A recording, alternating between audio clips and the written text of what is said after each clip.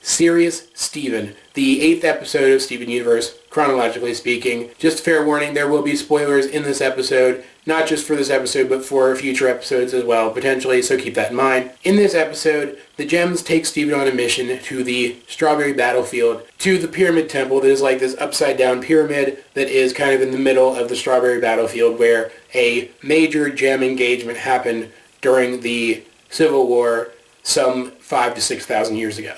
And it is primarily about Steven and the other Gems trying to navigate this temple to remove the power source from it so that it deactivates. And yet it keeps harkening back to this event that happened, I can't remember how long ago, but it was sometime several weeks ago or something like that.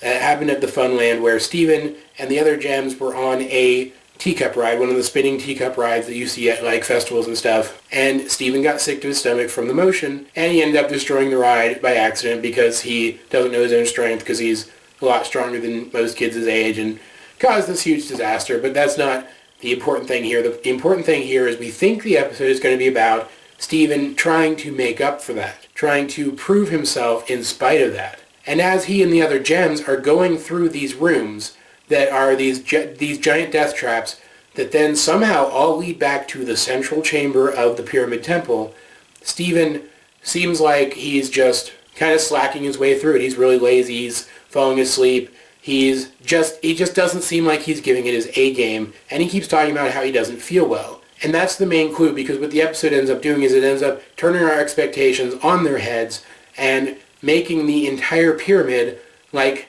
the teacup ride at Funland. It's spinning them around so that they become disoriented and end up back where they started. And Steven is able to feel that because he actually has a biological body, and because he's susceptible to that, and through that, he's able to help the others figure out what's going on and defeat the temple's traps. Once again showing that Steven is an asset to the group and that he is resourceful in his own way. And it is actually Steven who ends up removing the gem that powers the temple from its pedestal and destroying the temple and allowing the gem to then be secured by, I think it's Pearl that bubbles it. And it's just a very cool episode with a lot of cool action and a really cool resolution that is not at all what you expected it to be going into the episode. Not only that, but this is the episode where we got the mural that shows Rose Quartz fighting another gem with other gems pictured as well, that a lot of people think is a visual representation of the four diamonds. And I'm not going to go into detail about that here because I've talked about it in other places,